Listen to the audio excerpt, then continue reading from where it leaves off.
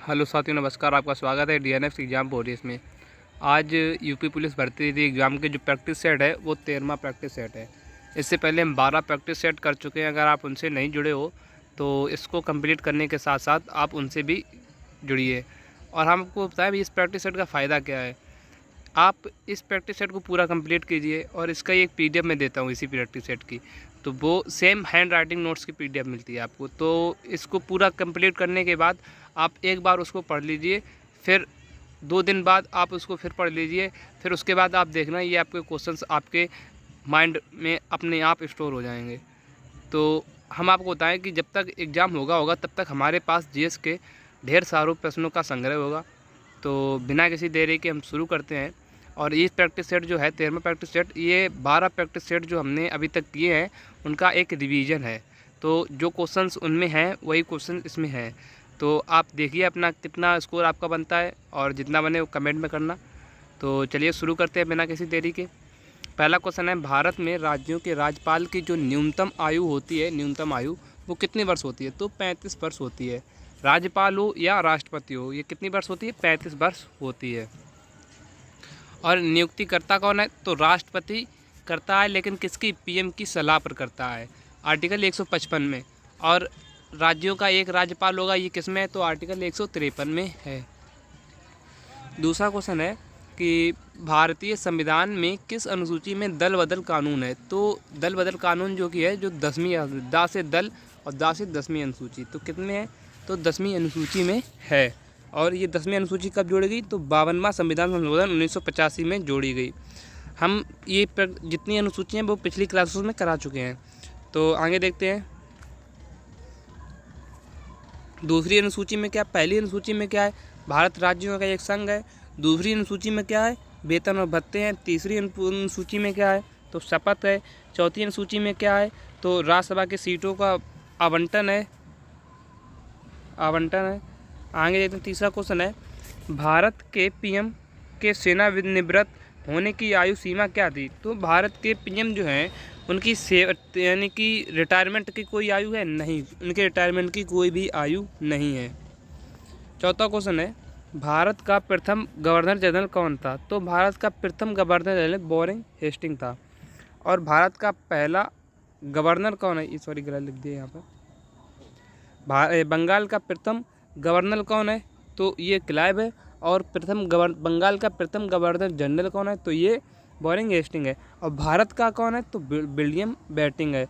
और भारत का पहला वायसराय कौन है? तो कैनिन है। पांचवा क्वेश्चन है, आज़ाद हिंद फौज की स्थापना कहाँ की गई? तो ये सिंगापुर में की गई। आज़ाद हिंद फौज की स्थापना कहाँ? सिंगापुर में की गई। और सिंगापुर में कब की गई? तो अगस्त 1942 में की गई। किसने? राज बिहारी बोस और कैप्टन मोहन ने मिलकर की। अब आगे देखते हैं छठवां क्वेश्चन है, किस युद्ध में भारत ने मुगल साम्राज्य की नींव पड़ी? तो पानीपत का जो प्रथम युद्ध हुआ था बाबर और इब्राहिम लोदी के बीच में, उसी ने मुगल काल को जन्म दिया। अब आगे देखते हैं प्लासी का युद्ध कब हुआ? तो 23 जून 1757 में हुआ। किसके? क्लाइव और सिराजुद्दौला के बीच में। तालीकोटा का युद्ध कब हुआ? तो 26 जनवरी 1565 में हुआ। हल्दी घाटी का युद्ध किसमें? तो 18 जून 1576 में हुआ। किसके बीच में हुआ? तो ये हुआ अकबर और महाराणा प्रताप के बीच में। सातवां क्वेश्चन है कि भारत सरकार द्वारा प्रयोग में आने वाला शक संवत जो है वो किसने प्रारंभ किया? तो शक संवत किसने प्रारंभ किया? ये कनिष्क ने प्रारंभ किया। कब? तो ये 78 AD में किया। आठवां क्वेश्चन है कि उच्चतम कोटि का उच्चतम कोटि का सर्वोत्तम गुणवत्ता वाला कोयला कौन सा है? तो एंथ्रेसाइड है। कौन सा? एंथ्रेसाइड, जिसमें 95% क्या है? कार्बन है। लाल सागर किसके बीच सीमा बनाता है? तो लाल सागर अफ्रीका और एशिया के बीच में सीमा बनाता है। 10वां क्वेश्चन है, केरल की मौन घाटी जिसे साइलेंट वैली के नाम से जाना जाता है वो क्या है? तो ये पादप तथा प्राणियों की दुर्लभ प्रजातियां यहाँ पर पाई जाती हैं। तो इसे एक क्या है? ये एक अभ्यारण्य है।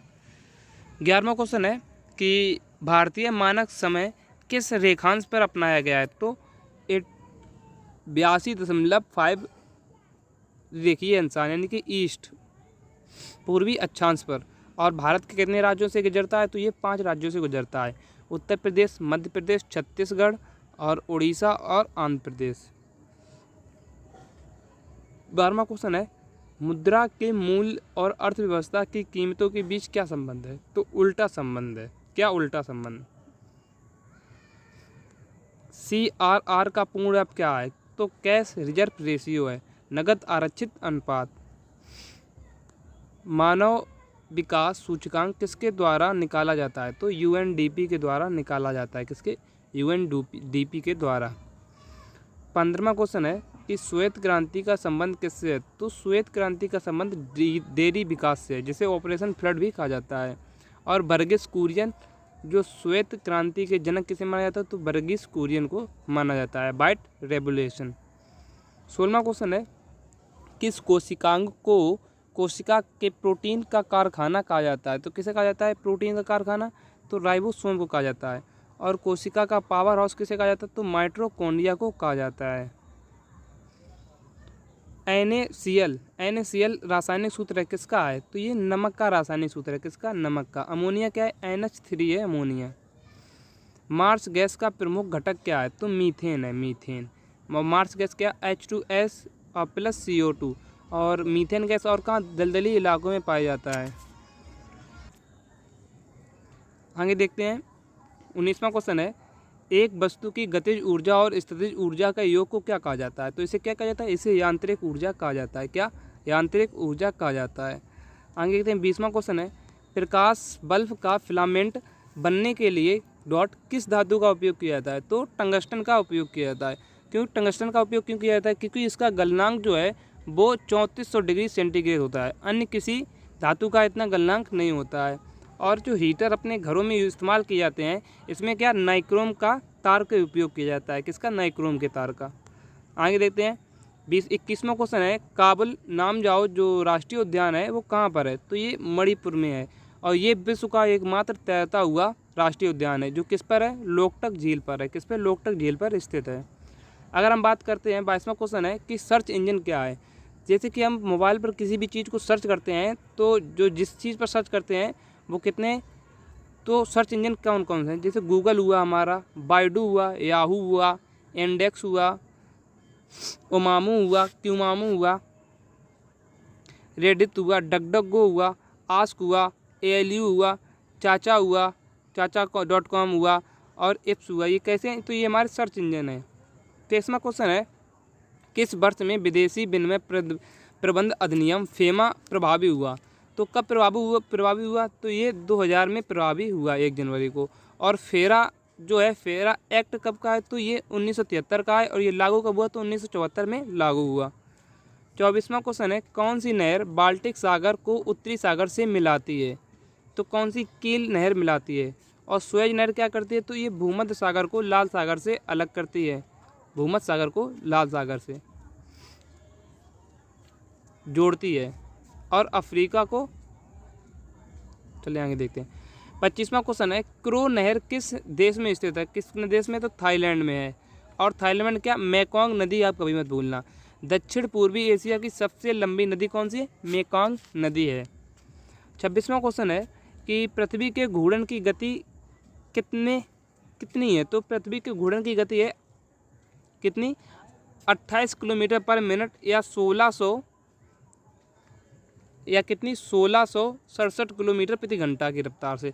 अगर हम इसका 17 गुना कर दें तो हम जो पृथ्वी पर हैं, इसका गुरुत्वाकर्षण के नियम सारे खत्म हो जाएंगे। हम कहाँ? हवा में उड़ने लगेंगे। 27वां क्वेश्चन है, कम तापमान को मापने वाले यंत्र को क्या कहा जाता है? तो क्रायोमीटर कहा जाता है। किसे? क्रायोमीटर कहा जाता है। हाइग्रोमीटर क्या करता है? तो ये वायुमंडल की आर्द्रता को मापता है। पायरोमीटर क्या है? तो ये उच्च ताप को मापता है। टोकोमीटर क्या है? तो ये गति मापता है, वाहनों की गति। 28वां क्वेश्चन है, 2024 में यूनेस्को के 46वें सत्र की अध्यक्षता कौन करेगा? तो ये भारत करेगा 46वें सत्र की अध्यक्षता।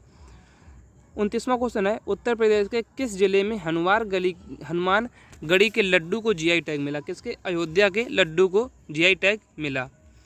30वां क्वेश्चन है, स्काई टैक्स के अनुसार 2023 में विश्व का सर्वश्रेष्ठ हवाई अड्डा कौन सा रहा? तो चांगी एयरपोर्ट रहा। कौन सा? Changi airport. 31वां क्वेश्चन है, हाल ही में रामायण महोत्सव कहाँ मनाया गया? तो न्यू दिल्ली में मनाया गया। कहाँ? न्यू दिल्ली में।